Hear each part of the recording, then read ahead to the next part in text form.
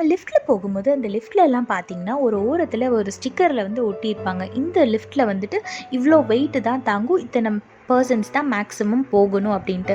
அதுக்கு மேலே வந்து நம்ம போகணுன்னா அது கீன்னு கத்திட்டே இருக்கும், நம்ம வந்து அதுலேருந்து இறங்குற வரைக்கும். அதுக்கப்புறம் தான் வந்து அது அடுத்த ஃப்ளோருக்கே போகும். இதே மாதிரி தாங்க நம்மளோட வாழ்க்கையில் நம்ம வந்து அடுத்த ஸ்டேஜுக்கு போகாமல் இருக்கிறதுக்கு ஒரு காரணம், நம்ம மனசில் நிறைய கஷ்டங்களையும் குழப்பங்களையும் கேள்விகளையும் ஒரு குப்பை தட்டி மாதிரி அப்படியே டம்ப் பண்ணி அப்படியே அடைச்சி வச்சுருக்கோம்.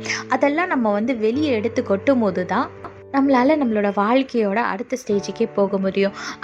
ஆனால் நம்ம மனுஷங்கிட்ட போய் நம்ம மனசில் உள்ள கஷ்டத்தையும் நம்மளோட சிச்சுவேஷனையும் சொல்லி புலம்பும் போது அவங்க வந்து அதை 1க்கு 2 வந்து மற்றவங்ககிட்ட சொல்லி அதை வேறு மாதிரியான கதையாகவே மாற்றி விட்டுருவாங்க. அப்படி நீங்கள் எதையும் ஃபேஸ் பண்ணக்கூடாது. ஆனால் அவங்க மனசில் உள்ள பாரத்தையும் குறைக்கணும், புலம்பணும் அப்படின்னா உங்களுக்கான ஒரு சொல்யூஷன் இன்றைக்கி நான் சொல்ல போகிறேன். வேதத்தில் பாருங்கள், புலம்பல் 2:19 போட்டிருக்கு, எழுந்திரு, ஆண்டவரின் சமூகத்தில் உன் இருதயத்தை தண்ணீரை போல ஊற்றி விடுன்னு வேதத்தில் போட்டிருக்கு. ஆமாங்க, ஏசப்பா கிட்ட நம்ம மனசில் உள்ள எல்லாத்தையும் நீங்கள் ஏசப்பாவோட பிரசன்னத்தில் உட்காந்து அவர்கிட்ட நீங்கள் ஒப்படைச்சிட்டிங்கன்னா அவ்வளோதான். அதுக்கப்புறம் நீங்கள் அதை பற்றி கவலையே பட வேணாம். ஏன்னா ஏசப்பா அதை வந்து டேக் கேர் பண்ணிப்பார். எல்லாவற்றையும் யெகோவா ஈரேவா இருந்து ஏசப்பா பார்த்துக்கொள்வார். அதனால் நீங்கள் எத்த குறிச்சும் கலங்காமல் அவர் பிரசன்னத்தில் மட்டும் உட்காந்து ஒரு தண்ணியை ஊற்றுறது போல் எல்லாத்தையும் உங்கள் மனசில் என்னெல்லாம் இருக்கோ எல்லாத்தையும் ஏசப்பாட்ட புலம்பி தீத்துருங்க. ஏசப்பா எல்லாத்தையும் பார்த்துக்கொள்வார். அதனால் எதை குறிச்சும் கவலைப்படாமல் கர்த்தருக்குள்ள சந்தோஷமா இருங்க. கர்த்தர் எல்லாவற்றையும் பார்த்துக்கொள்வார். கர்த்தர் உங்களோடு கூட இருந்து உங்களை ஆசீர்வதித்து பாதுகாத்து வழி நடத்துவாராக. ஆமென். When you're using the lift in the shopping mall, you might have noticed a small sticker in the lift mentioning the capacity of the lift.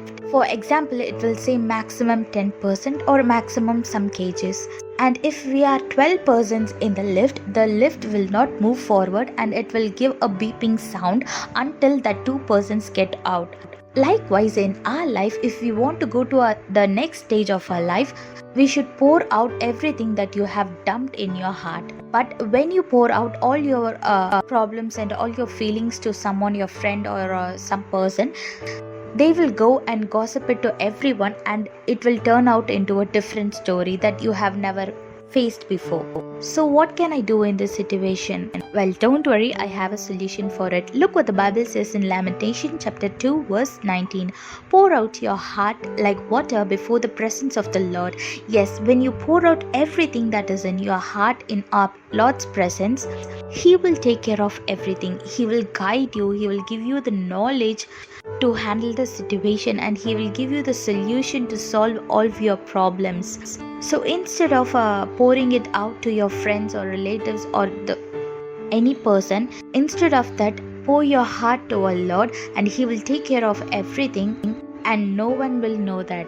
So pour your heart to our Lord and live a peaceful and blessed life. God bless you all. Have a blessed day. Amen.